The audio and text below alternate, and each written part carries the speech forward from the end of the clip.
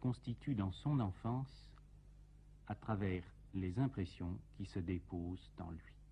Or, dès les premières années, les enfants sont aujourd'hui sollicités par l'avoir et non par l'être, appelés à la dispersion, soumis à toutes les suggestions, du moins dans les sociétés techniquement développées, dans le monde profane où les aveugles conduisent les aveugles.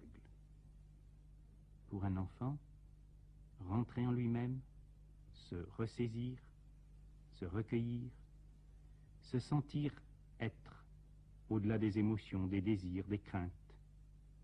Ce sont les premiers pas sur la voie de la liberté, sur le chemin d'une vie heureuse, les premiers pas pour être un jour véritablement un adulte.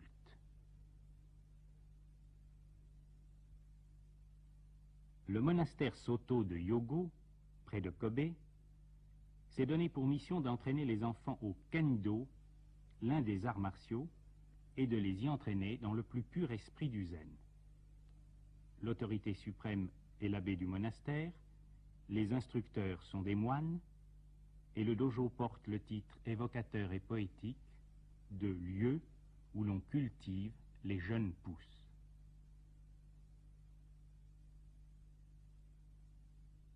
Chaque séance de pratique du kendo, combat au bâton, commence par un long zazen.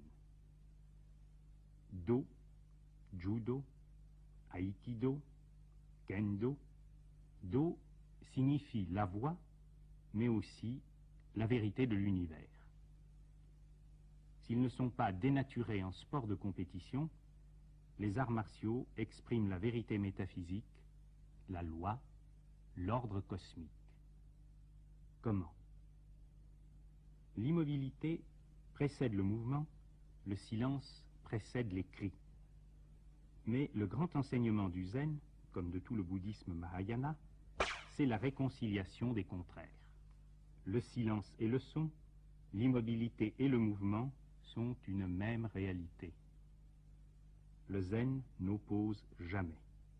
Il est la vie totale, la vie qui embrasse tout, qui inclut tout. Dans le zazen, la posture assise, l'enfant prend conscience de lui-même. Il commence à éprouver « je suis ». Pas « je suis content, je suis déçu, je suis heureux, je suis fâché ». Non, simplement « je suis ». Il y a en moi une vie, une force, une énergie, comme une source qui coule toujours.